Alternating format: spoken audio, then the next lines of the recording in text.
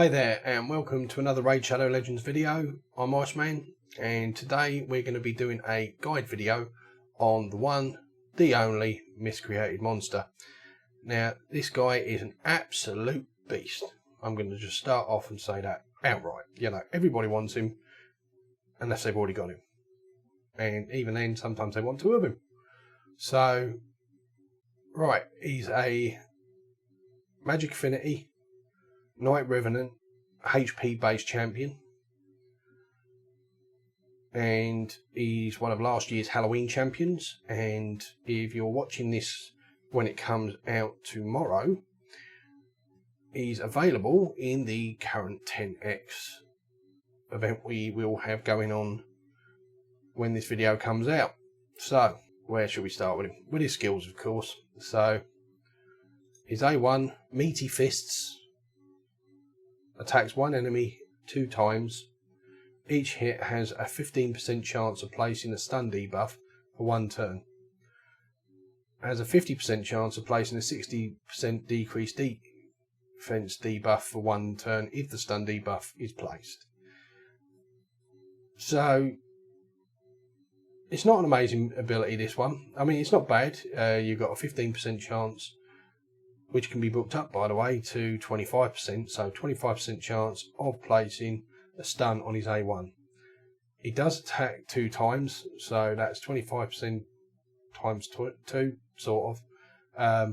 Twice, I should say. Which is still really cool. And when you do proc the stun, you've then got a 50% chance of placing decreased defense. It's not a debuff you can rely on with him, because obviously it's a low chance to place the aforementioned buff ahead of that. And then, even then, once you do place it, obviously it's got to proc. So, you know, it's not something you'd rely on, it's not something you'd use him for explicitly, but if it procs, great. You know, it's a little added bonus for him. So he takes 4 books on the A1.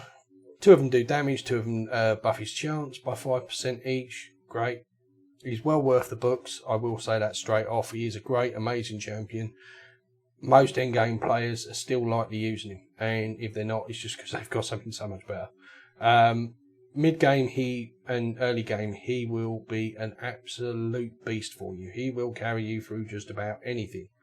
He can do dungeons. He can do arena. In theory, he could probably even do clan boss. Certainly early stages. He's got an ally protect. It's great. You know. So anyway, let's just carry on. So his A2, attack Lightning Storm, attacks all enemies, has a 50% chance of placing a stun debuff for 1 turn. Places a shield buff on all allies for 3 turns, equal to 25% of the damage inflicted. Damage is based on HP with all of his abilities, so that's great. So you build him for high HP. That makes him very survivable.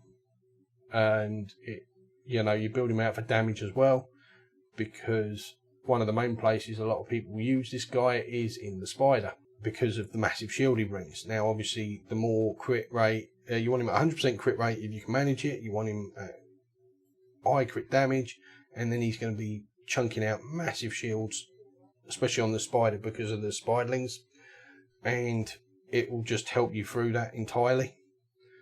You can't argue with it. It's a brilliant ability. Then we've got It's Alive. Places a 50% ally protection buff on all allies except for this champion for 3 turns. Heals this champion by 50% of their max HP, and then places a 15% continuous heal buff on this champion for 3 turns. So he gets a good chunky heal, then, you know, he gets a heal over time. This can be booked down by 2 cooldowns, which is nice because it's one you want, and all it is useful cooldown. It starts off at a 6 turn cooldown, but can be booked down to 4, so that's great. Actually, we didn't cover the books on his previous. We're just going to jump back there. So this takes 4 books. You can increase the damage by 20% and get the cooldown from 4 to 3 turns. Again, well worth doing. And then his passive, Spooky Groan, places a fear debuff on the attacker for 1 turn whenever an ally is attacked while under ally protection buff.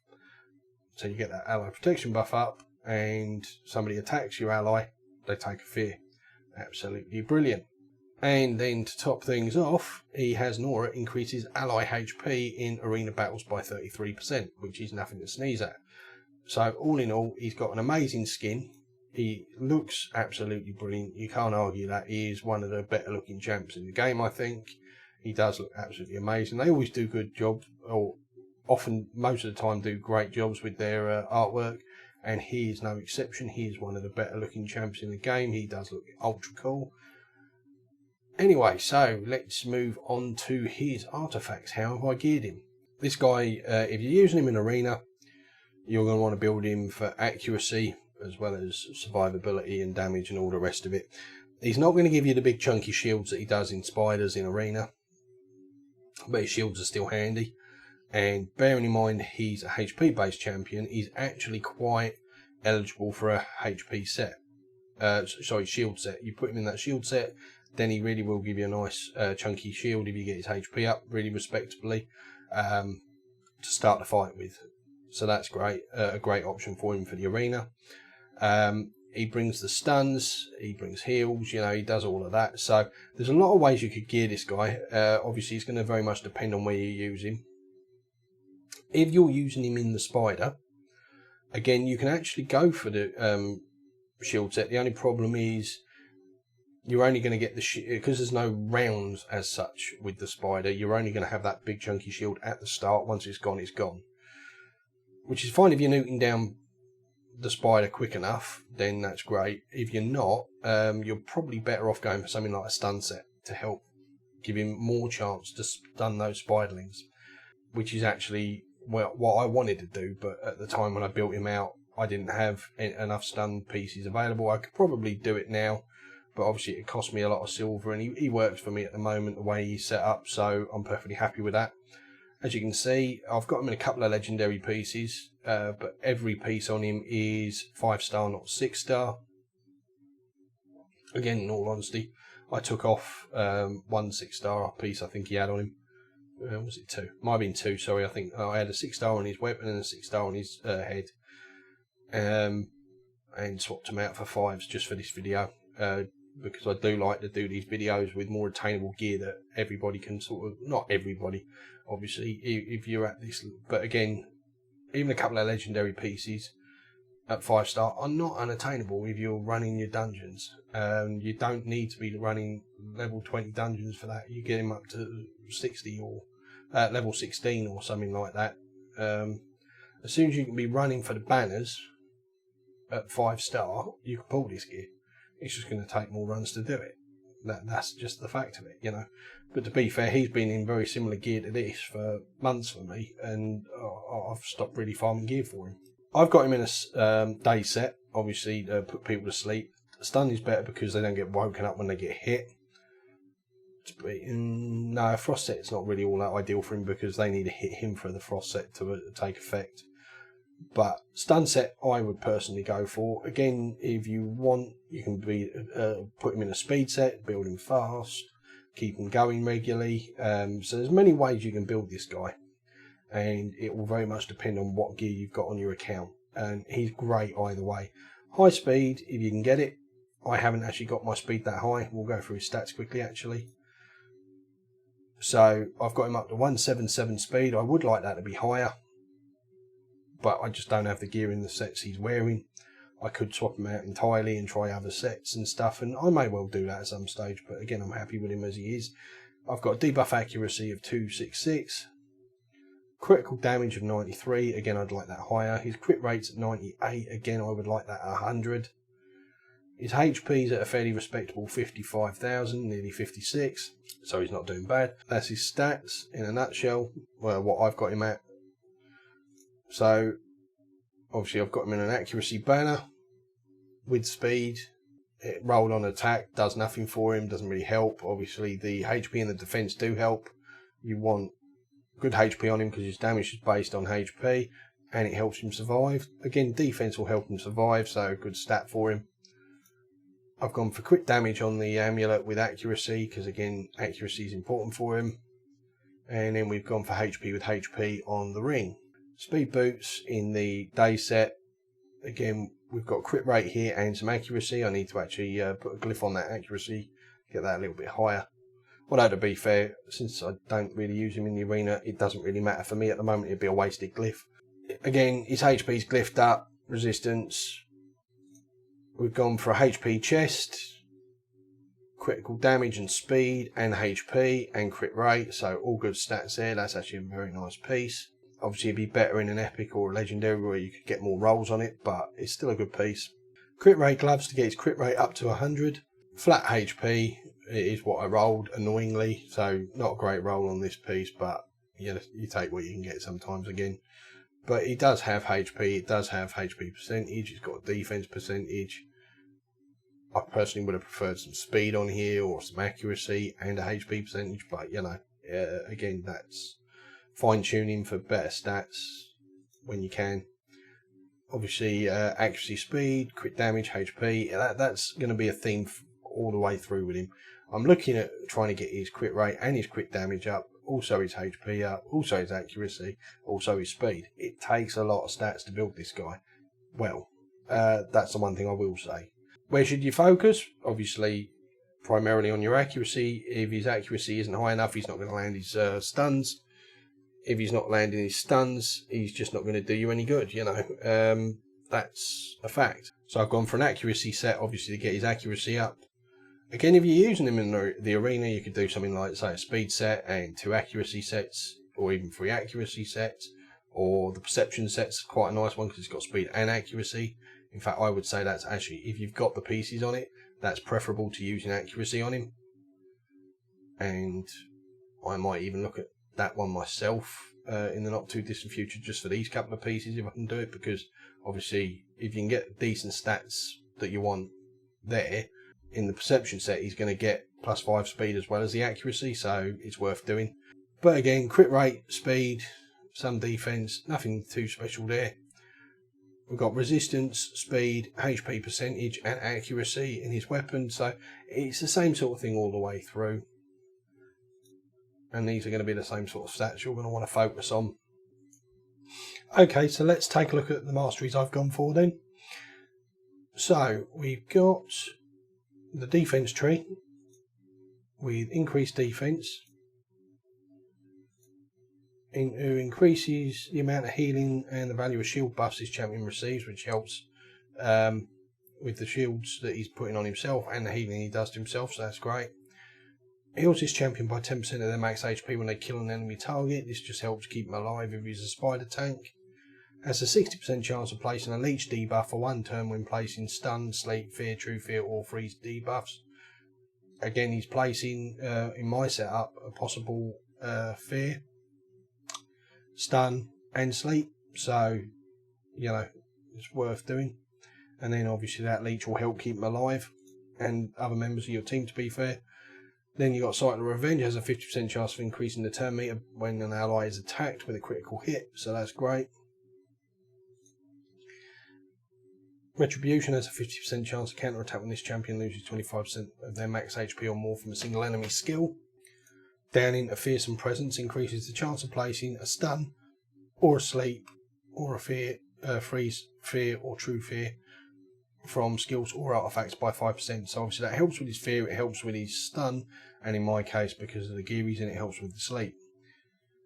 Not that I like the sleep so much, but it still helps. Then we've gone for the accuracy tree with accuracy into more accuracy into more accuracy into Evil Eye to decrease turn meter, which is handy for Spider, of course, and really anywhere else you're going to use him, quite frankly. We've got increases the value of shield buffs, which obviously is a big part of what he's doing. Increases shield buffs again if the target has 40% HP or less. There's also an element of healing there, but that doesn't really affect in his case. A chance to reduce a cooldown. Interlasting gifts, so those shields last for longer. And that's his masteries in a nutshell. So let's take him into some content and we'll see what he can do, shall we?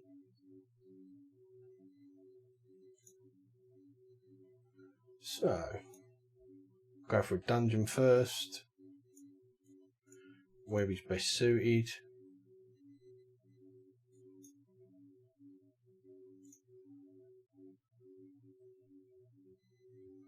So here we go. This will be him in stage 20 spider. Now I will be honest, my runs aren't the quickest. I think they're usually 2 to 3 minutes, somewhere in that sort of area. But we've got a good solid team around him with Royal Guard. Still have the Drakes in there for the healing, and again helps with the stuns, keeping those spiderlings under control. We've got Raz in there for the decreased defense and weaken, and he's also the main tank in this case.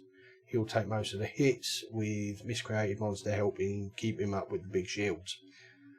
And Cold Heart's in there obviously for a decreased turn meter and for a damage. Let's give it a run, see how it goes.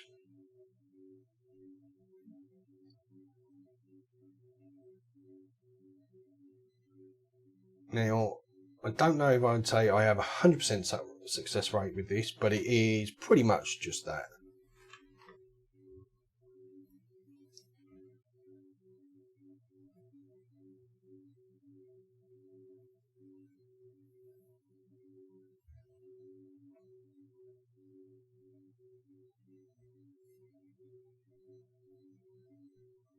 So, as you can see, you know, he's done his thing.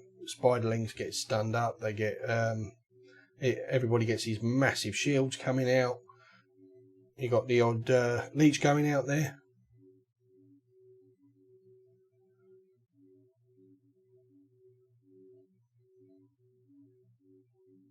And he decreases turn meter there, but he's A1, so that helps.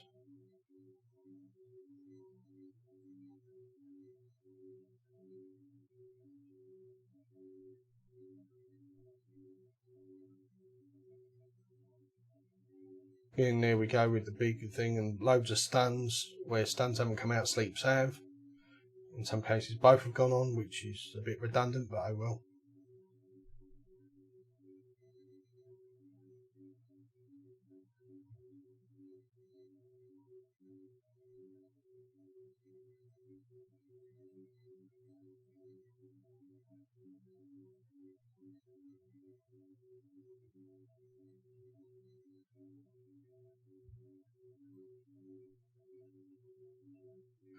And there we go.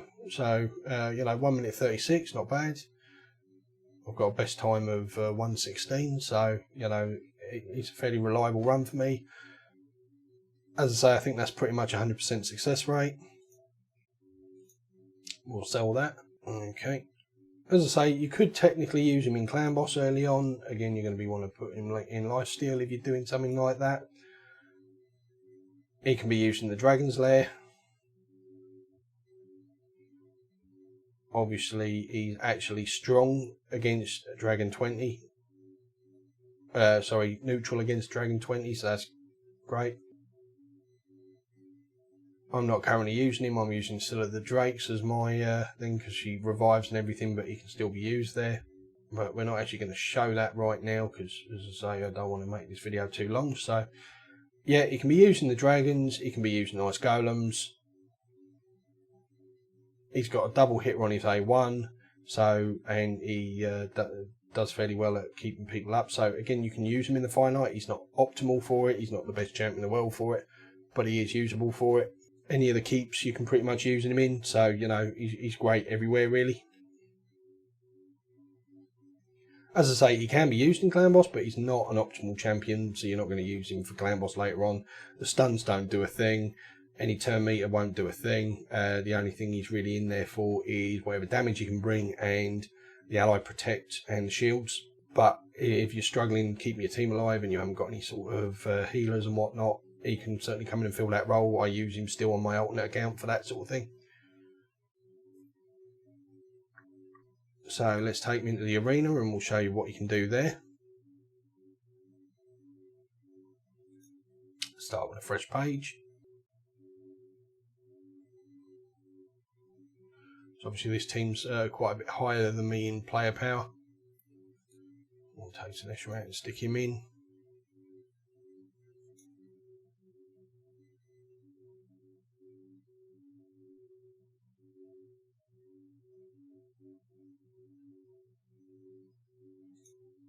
Start with Hegemon, obviously, try and get them all slowed.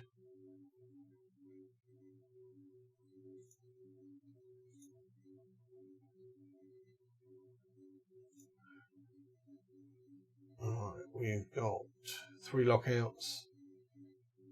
See if we can get some stuns out there. So that is, what, 3 people stunned? So that's nice. We're going to put the shields on from him now and block debuffs and all that. Let's reduce all their buffs. Do a bit of damage.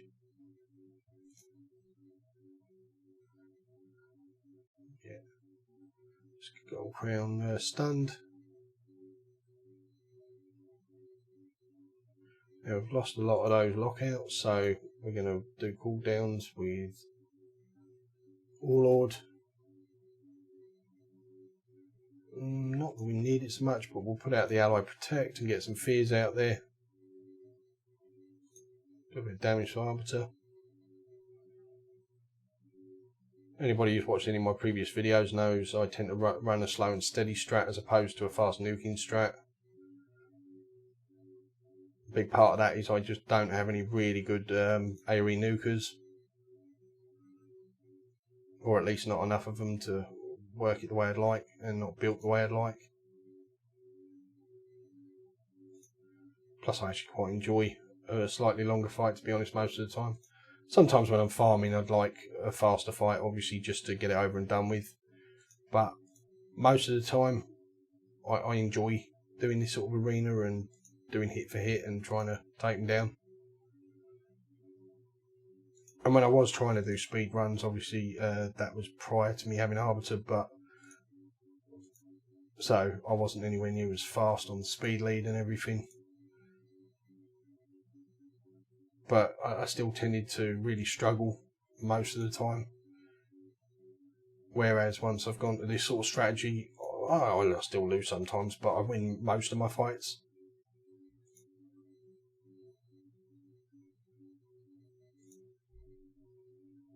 There we go. So, you know, he's a good solid hitter. He's a good champion. As I say, he can be used just about anywhere. I could have taken him through some more dungeons and whatnot just to show you, but it's just more of the same. You know, he is what he is. He brings the Ally Protect, he brings stuns, he brings the shield. So, you know, he is a real good carry even in dungeons, because obviously he's doing protection, he's doing the stuns, which makes him really great for just getting through waves, stunning them up, so they're not coming at you, protecting your team, so even when they are coming at you, they're not doing the same sort of damage. He's a godly, amazing champion. He's a legendary epic, you know, as everybody always says. If you got him, congratulations, you pulled a brilliant champ, if you didn't already know that. And yeah, anyway, thanks for watching. If you liked it, give it a thumbs up. Feel free to comment, let me know anything you want to see, or anything you think I missed out, or you would like to have known a bit more in depth on. And feel free to subscribe for future content. And I'll see you in the next one. Bye.